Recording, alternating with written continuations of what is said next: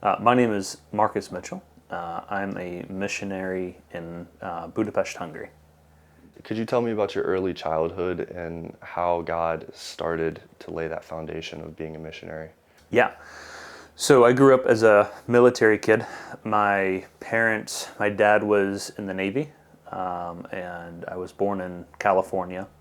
And we lived in California, we lived in Colorado, Guam, Illinois, and Virginia, all by the time I was 5. And so even within the U.S., you have different cultures, and God laid a foundation of enjoying people in my life during those moments. When I was in 6th grade or 7th grade, my pastor, actually multiple pastors, had asked me, would I ever consider being a pastor? And at that point in time, I was like, there's no way I would ever want to become a pastor. But being able to serve overseas and being able to tell people about God overseas in a different land and a different culture, like I could do that. That was like, to me, that was the really cool part. And so from that point on, God had continued to put ministry on my heart, and I didn't necessarily know what that looked like, and I didn't know what it meant to be a missionary.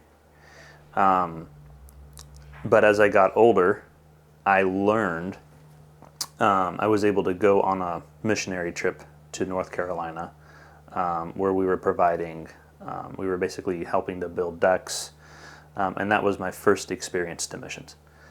And in those moments where we were building a deck or rebuilding a railing, we then had the opportunity to have a Bible study with our team, and then we invited the lady who was having the work done on her house. We invited her to the Bible study, and that was our first exposure to evangelism.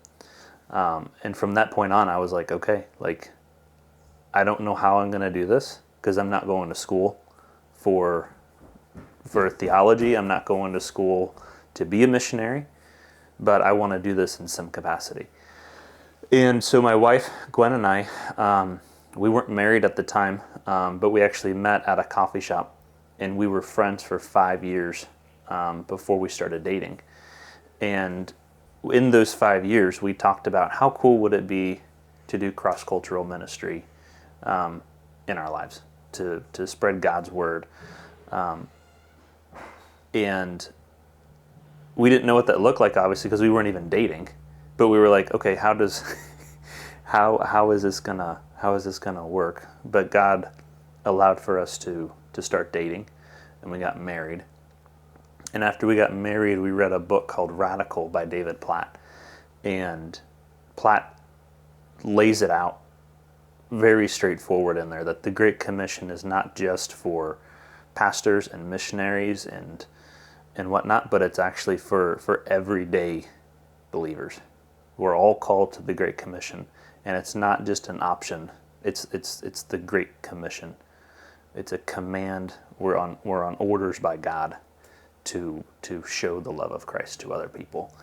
And from that point on, we were working in the hospitality industry, and we knew that God was changing that to, how cool would it be to do missions someday, to, I'm calling you to missions now, you need to start moving that way. And so we were attending a church, and we ended up actually leaving. We ended up leaving the church, but before we did that, I ended up listening to God and stepping out in faith.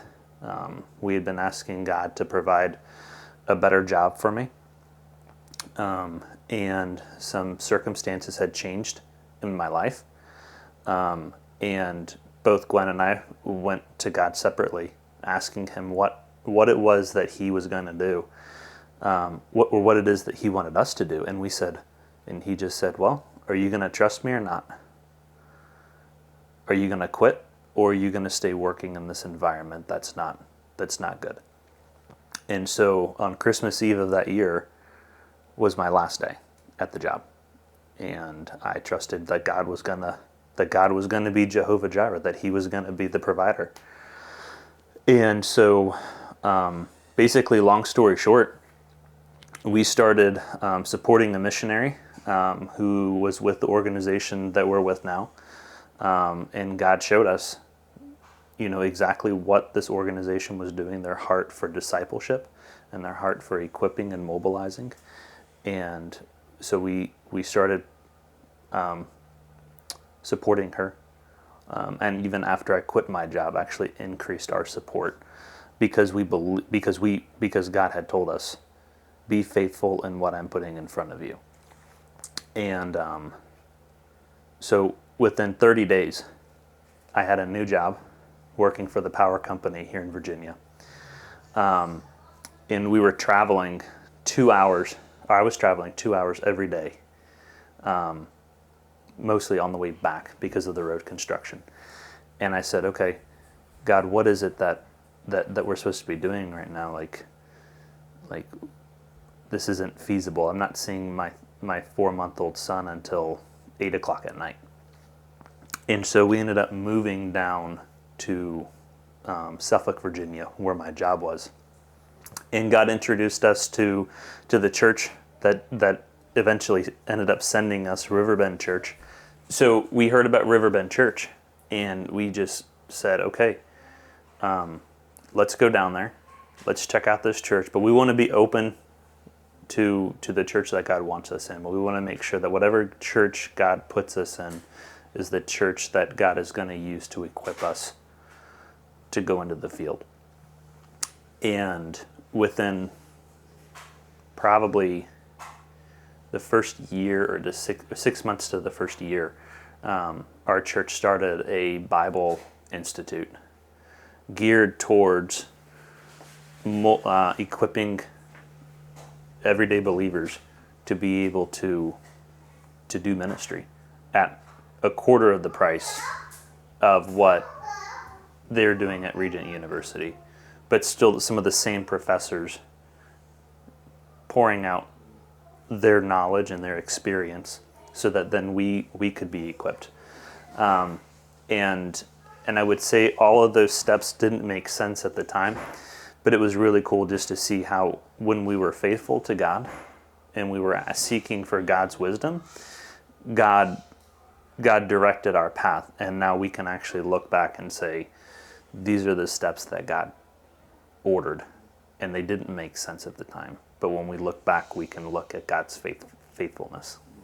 So from the time that y'all got into Hungary to now, how long has that been? We've been on the field since August of 2022, so just a little under a year, 2.5 years we've been in Budapest. What were some of the major things God has taught you from leaving this culture and going into that culture? So one of the cool things that God has shown us in regards to the culture there is that, people are people, and people are going to have their own culture, and people groups are going to have their own culture.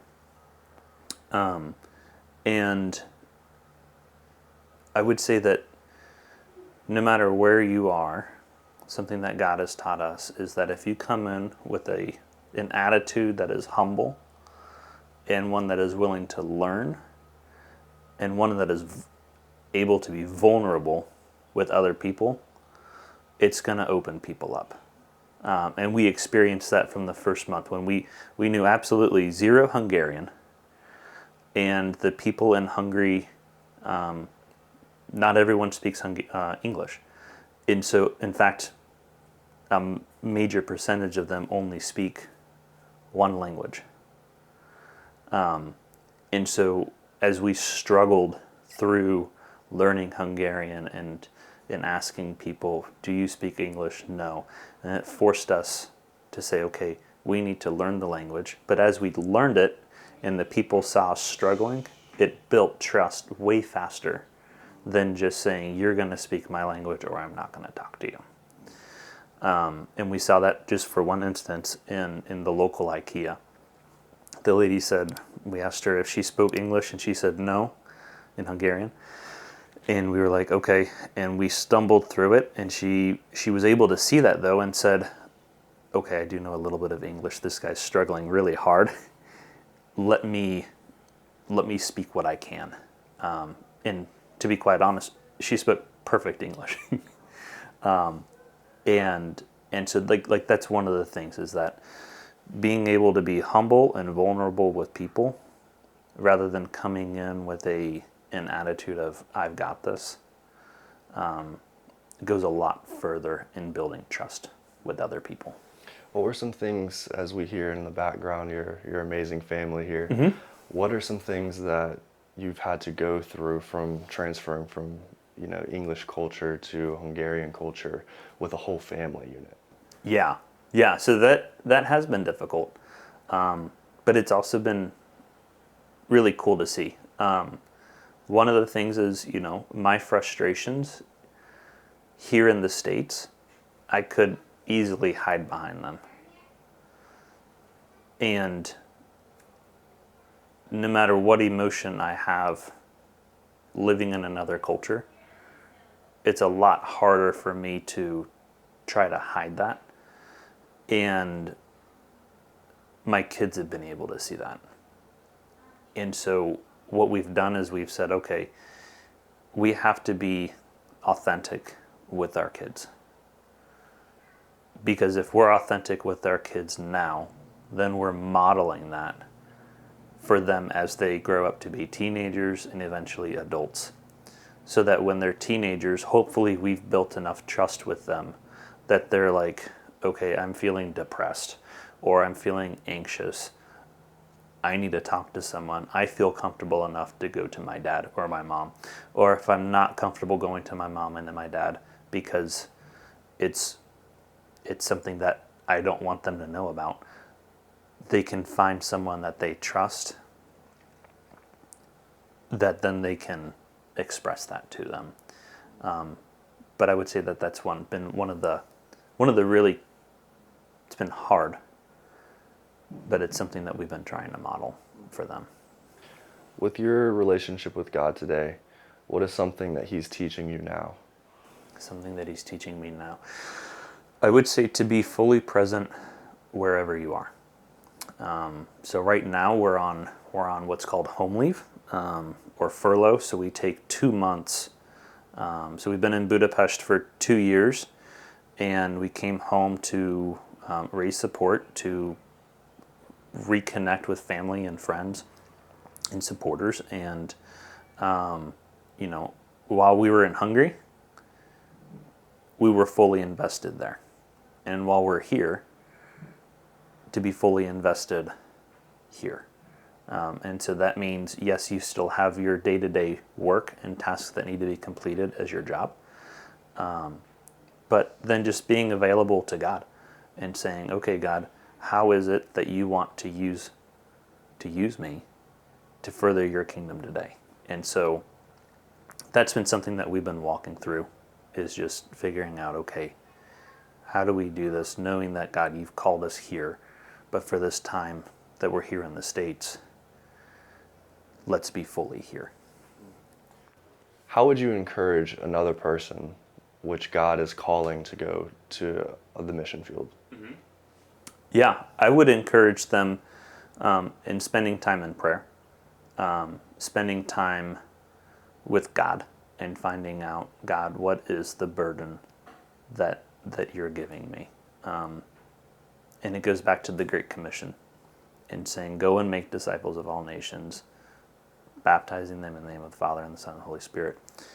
And so each of us have, I would say not even just for just missionaries, but for everyone, every believer out there, you have a purpose that God has given you to achieve the Great Commission.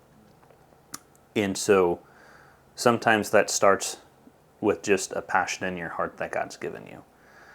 And sometimes we don't always know what that even means. And so we have to spend time with God and say, God, what is it that you want me to do to fulfill your mission here on earth? and then I would say spending time in the Word and seeking out His will and pursuing it, and not being discouraged what doors open and what doors close. God's going to put you through the open doors that He wants you to walk through, and He's going to close the doors that He doesn't want you to walk through. And we saw that. We support Raised for 2.5 years. And in those 2.5 years, man, it was, it was hard. But we went back to God and we said, God, what is it that you want us to do? We're only at X percentage. And in order for us to launch, we have to be at 100%. God, is this what you want us to do? And we took time to fast and pray. And God confirmed that. And He did it time after time. And so we knew that that's what God wanted us to do. And so what I would tell anyone who is wanting, whether it's cross-cultural ministry and missions or even ministry here back on earth, listen to God. Listen to what it is that He's telling you to do and follow through with it and submit to it. And know that it's not going to always be easy, but that what God is going to do in you and through you is exactly the purpose that God has for you. Is it fine if you pray for those people as well as we close? Absolutely. Would love to. Father God, I thank you for every believer on earth and for every believer who will come to know you. I pray, Lord, for those people who are debating whether or not to go into ministry, and I ask, Lord, that you would open their hearts to not just seeing whether or not I should go into ministry, but that you would open their eyes for them to see that our lives every day are a ministry to you. And I pray, Lord, that you would show them, God, that they would be seeking after you, and that you would be showing them, and that they would have eyes and ears to see and to hear what it is, God, that you want them to do with their lives to fulfill the Great Commission. I pray, God, that you would encourage them and that you would surround them with believers who would not only encourage them but also challenge them to draw closer to you, God. And I pray, Lord, that they wouldn't be passive in what it is that you're calling them to, but that they would submit wholly to you what it is that you're asking them to go to. And that they would be in relationships with other believers to help encourage them, God, in those difficult times. In Jesus' name we pray. Amen. Mr. Marcus, thank you. Thank you.